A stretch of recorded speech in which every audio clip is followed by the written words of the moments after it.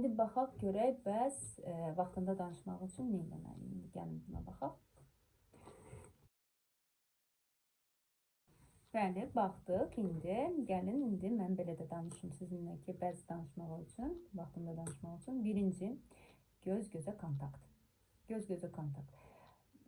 Körpə qığıldayır, danışır, əyilirsiniz, gözlərinin içinə baxırsınız, onun çıxartdığı səsləri siz də çıxartdırırsınız və o sizə qarşılıqlı cavab verir sanki.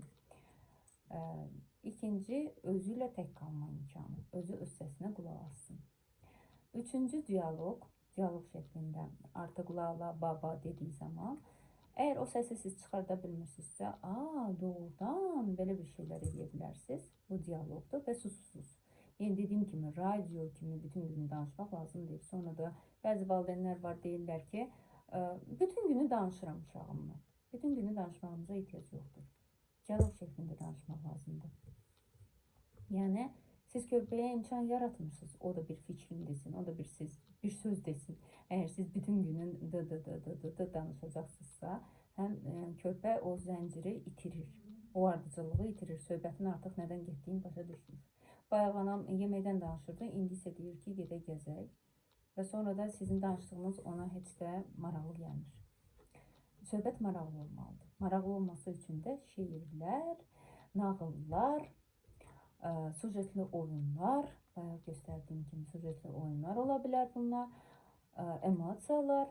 emosiyalarla danışmaq və çox gözəl kömək edir. Bilirsiniz, barmaq, loqaritmika deyilən bir şey var.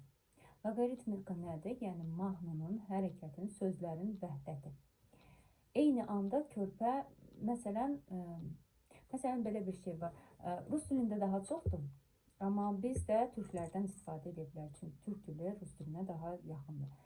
Sırf Azərbaycan dilində olan mən çox az rastıma gəlib. Yəni, körpəlikdən bildiyimiz, özümüzün bildikləri ki, var, onlardır. Çox azdır. Mən çox sevinərdim ki, hər hansısa bir loqoped və yaxud da bu peşədə mütəxəssis belə bir kitab hazırlayardı, bilmirəm, mahnılar, loqaritmik mahnılar. Yəni, başqalarından götürməyək, özümüzki olsun. Sadəcə bunlar asan sözlər olmalıdır. Yəni, körpə canavar sözünü deyə bilməz. Gəlində razılaşaq ki, 1 yaşa qədər körpə canavar sözünü deyə bilməz.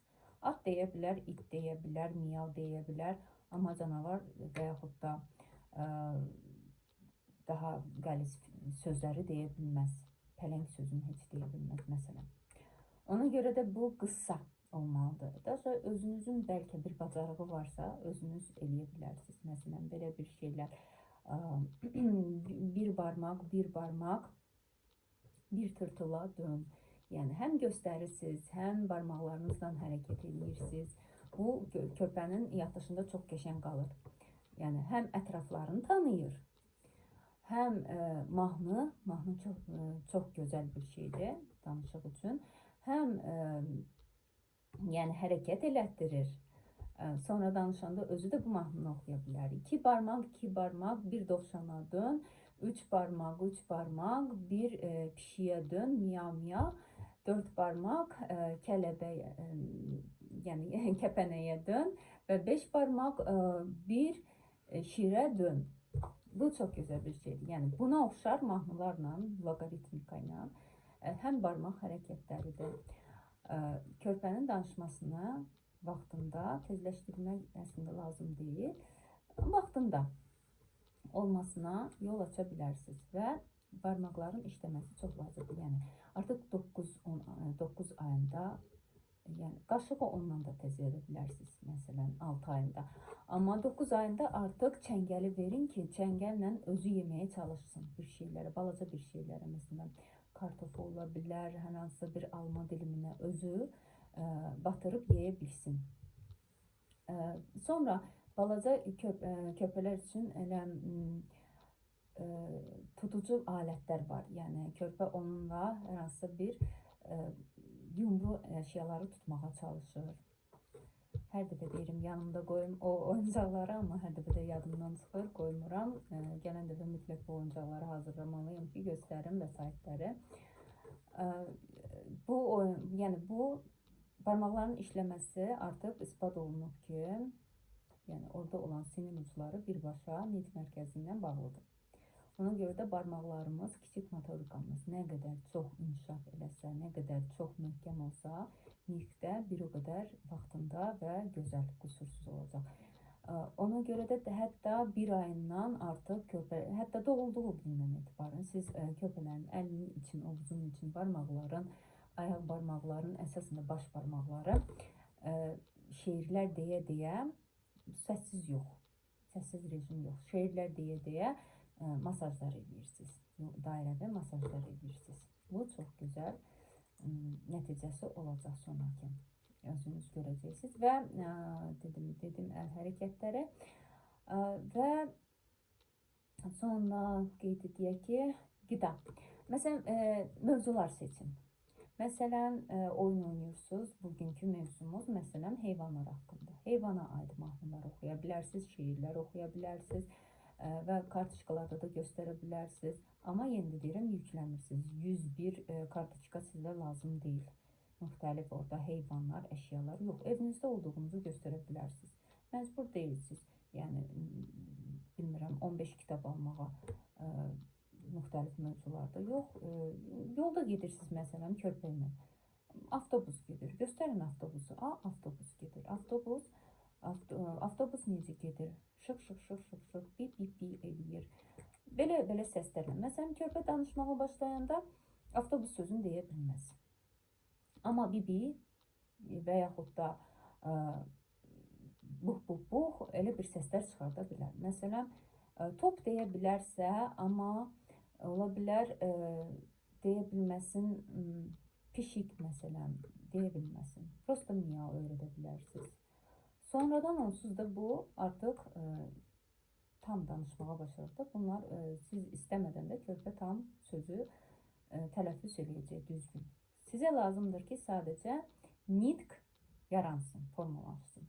Yəni, bir, al, ver, bax sözləri kifayətdir ki, nitqin formalaşması üçün. Şuurlu nitqin formalaşması üçün. Bunlar belə qeyd elədim, məncə hamısını qeyd elədim. Belə sizlərim, yəni nitqin gecikməsinin patoloji səbəbləri də ola bilər. Mən sizə sadəcə olaraq fizioloji nədənləri sizə göstərdim, amma bunun patoloji səbəbləri də ola bilər. Yəni, körpəniz artıq 2 yaşına, 3 yaşına gəlibsə, çox gözləməyə dəymir. Hətta 3 yaşına gözləməyə lazım deyil. 1 yaş yarımına gəlibsə, 2 yaşındadırsa, heç bir söz yoxdur. Qətiyyən heç bir söz yoxdur. Hətta nitq anlayışı yoxdur. Yəni, siz ona deyirsinizsə, gətir, o durub baxırsa və yaxud da sizə heç baxmırsa, ola bilər. Və yaxud da baxırsa, gedir, gətirir, amma cəhd göstərmir deməyə.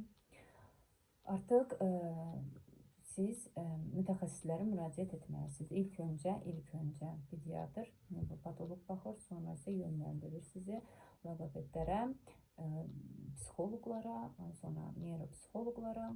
Yəni, kim işləməlidirsə bu uşaqla işləməlidir vəhdətli bir şəkildə, hamısı kompleks şəkildə işlənməlidir. Yalnız o zaman nəticə olur.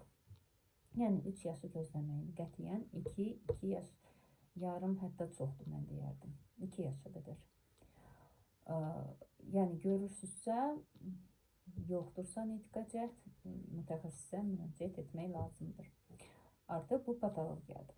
Amma fiziologiya cəhətləri mən sizə göstərdim. Nə gecikdirə bilər fizioloji olaraq. Siz əgər bunları yığışdırsaq, yəni körpə əksinə eləsəz, nə lazımdır eləmək, körpə vaxtında danışacaq. Vaxtında sözləri deməyə başlayacaq. Və çalışın körpələri stressdən qoruyun, çoxlu səslidən, davadalaşdan, elə şeylərdə körpənin danışmasını tormozlaya bilər. Yəni, ailədə gözəl bir aura yaradın. Sizə nə lazımdır? Körpənizin sağlamlığı, yəni körpəniz sizin kefsiz olmanızı görməlidir. Ana robot deyil. Sizin ağlamanızı da görə bilər, sizin kefsiz olmanızı da görə bilər. Burada faciəli bir şey yoxdur. Əksinə görməlidir ki, yəni dediyim kimi emosional kontakt formalaşsın. Ana hər zaman gülər üz, hər şey yaxşı da ola bilməz. Bu nağıldır. Körpə real dünyada yaşayır. Ona görə də hər cür ananı görməlidir. Amma aqressiya, qışqırıqlar, yəni təzyiq elə bir durumlara şahidi olmamalıdır. Bu vəziyyətlərdən körpələri qoruyun, çünki bu birbaşa stressdir. Stressdə mərkəzi sinir sisteminə çox pis təsir göstərir həmin yaşda olan körpələrə və onlar daima susa bilərlər. Bu da yəni fizioloji olaraq təsirdə.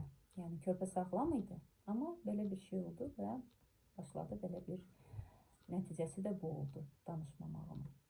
Patoloji isə çox ola bilər. Disleksiyalar ola bilər, dizartriyalar ola bilər. Dizartriyanı zaten siz görəcəksiniz. Yəni belə uşaqlar sanki ağzı doludur, dili sanki ağzında böyüdür və hər zaman ağzından su axır bu uşaqların. Dişləri də biraz qabağadır sanki. Yəni bu dizartriklərdir. Bunlar danışdığı zaman da hətta çox qüsurla danışırlar. Bu logopedsiz bu problem aradan qalxası bir şey deyil. Digər problemlər də ola bilər. Məsələn, damaq yarığı deyirlər, dovşan dodaq deyirlər. Bunlar da patologiyadır, bilirik ki. Bunlarla da doğulan körpələrə patologiyadır və bunlara kömək lazımdır. Köməksiz olmaz. Bu uşaqlar danışa bilməz sonradan və eşitmə qüsurlu körpələr. Eşitmə qüsurlu körpələr hətta onlar qığıldayırlar, la la la, ba ba ba da deyirlər. Amma hansısa bir mərhələdə susurlar, çünki artıq səs eşitmirlər. Səs eşitmədiyi üçün susurlar. Ona görə də körpə doğulduğu gündən hələ siz doğum evindən çıxmamış birinci körpənin qulağını yoxlatdırırsınız. Xüsusi aparat var. Eşitməsini yoxlatdırırsınız və bir də 1 yaşında mütləq yoxlatdırırsınız. Eşitməsi olmayan uşaq, danışması da təbii ki olmayacaq. Amma əgər bu danışmağın yəni olur belə uşaq ki, yəni eşitmə qüsuru ilə doğulur, bunların da problemi var. Əgər siz vaxtında mütəxəssisə müraciət etmiş olsanız, vaxtında körpənin qulağına protezlər var, eşitmə protezləri qoyulmuş olsa, vaxtında logopedlə belə uşaqlarla surdoluqlar məşğul olur əsasən. Vaxtında siz də evdə məşğul olsanız və surdoluqda məşğul olsa paralel, bu uşaqlarda çox gözəl nəticə olur. Onlar da adi uşaqlar kimi danışırlar, adi uşaqlar kimi məktəbə də gedirlər və təhsil də alırlar. Heç bir qorxusu yoxdur. Və başqa bir səbəblər də ola bilər. Burada psixoemosional fonda olan dəyişikliklərdir. Bunlar da ola bilər. Ona görə də vaxtında əgər hər hansısa bir dəyişiklik görürsünüzsə, hər hansısa bir gecikmə görürsünüzsə, vaxtında mütəxəssislərə müraciət edin gecikdirmədən. Belə əzizlərim, bu qədər. Güman edirəm ki, maraqlı oldu. Mənə də çox maraqlıdır bildiklərimi sizinlə bölüşmək və gələn mövzularımızda nitq mövzusunu daha ətraflı müzakirə edəcəyik, hansı qüsurlar var. Çünki indi danışmağa çox vaxt lazımdır. Nitq çox geniş bir mövzudur. Mən 1 yaşa qədər olanı müzakirə elədim sizinlə. Amma bunun 2 yaşı var, 3 yaşı var və sonraki hətta məktəb dövründə olan nitq qüsurları var. Bu çox geniş mövzudur. Yəni bunu 15 dəqiqə, 20 dəqiqəyə danışıb qurtarmaq olmaz. Belə, hələlik. Kanalıma abunə olmağı unutmayın və fikirlərinizi siz də bölüşün.